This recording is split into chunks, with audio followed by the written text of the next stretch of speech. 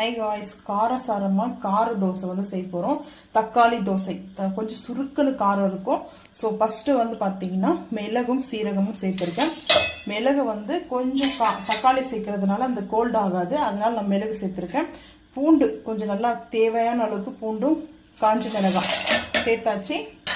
தக்காளி வந்து பார்த்தீங்கன்னா வாஷ் பண்ணி கட் பண்ணி வச்சுருக்க தக்காளியை சேர்த்து அரைச்சிட்டு வந்துடலாம். மாவில் வந்து சால்ட் இருக்கிறதுனால என்னன்னா ஒரு பிஞ்ச் அளவுக்கு வந்து நம்ம வந்து சேர்த்துக்கலாம். சேர்த்துட்டு இப்போ அதை அரைச்சிட்டு வந்துடும். அரைச்சிட்டு வந்து பார்க்கலாம். இட்லி மாவு தான் எடுத்துருக்கேன். தோசை மாவு பார்த்தீங்கன்னா நான் கொஞ்சம் மாவு எடுத்து பீட் பண்ணியிருக்கேன். இப்போ இதில் வந்து சேர்த்துக்கலாம். சேர்த்துட்டு வந்து பார்த்தீங்கன்னா மிக்ஸ் பண்ணிக்கலாம். மாவு தக்காளி நம்ம அரைச்சோம் இல்லையா, மிக்ஸ் பண்ணிட்டோம். காரம் உங்களுக்கு வந்து கம்மியாக வேணும்னா குறைச்சிக்கோங்க, காஞ்சி மிளகாவும் குறைச்சிக்கோங்க. இப்போ வந்து பார்த்தீங்கன்னா நெய் வந்து எடுத்துருக்கேன். கொஞ்சம் மாவில் வந்து பார்த்தீங்கன்னா கொத்தமல்லி வந்து சேர்த்துக்கலாம்.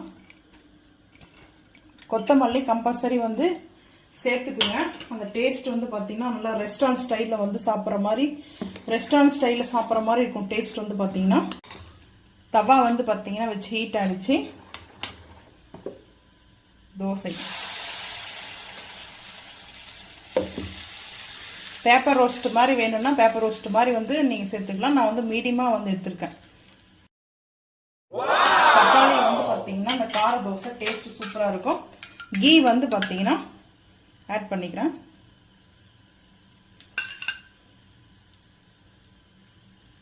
எப்போ ஒரு டைம் தான் வந்து பார்த்தீங்கன்னா கீ வந்து நாங்கள் ஆட் பண்ணுவோம். அதிகமாக எனி டைம் வந்து நாங்கள் கீ வந்து அவ்வளோவா சேர்த்துக்க மாட்டோம்.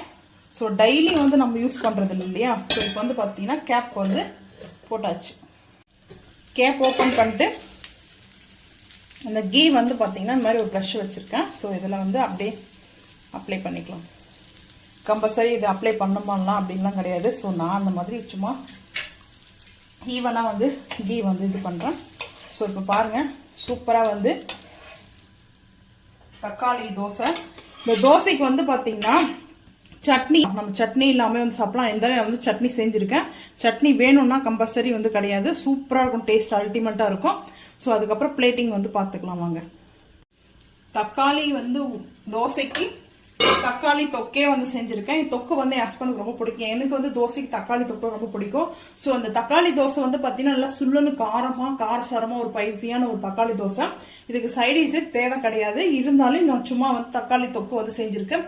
டேஸ்ட் அல்டிமேட்டாக இருக்குது. ஸோ நீங்களும் இதே மாதிரி செஞ்சு பார்த்துட்டு மறக்காமல் வந்து கமெண்ட் பண்ணுங்கள். இந்த வீடியோ பிடிச்சா மறக்காமல் சேனல் வந்து சப்ஸ்கிரைப் பண்ணுங்கள். தேங்க்யூ.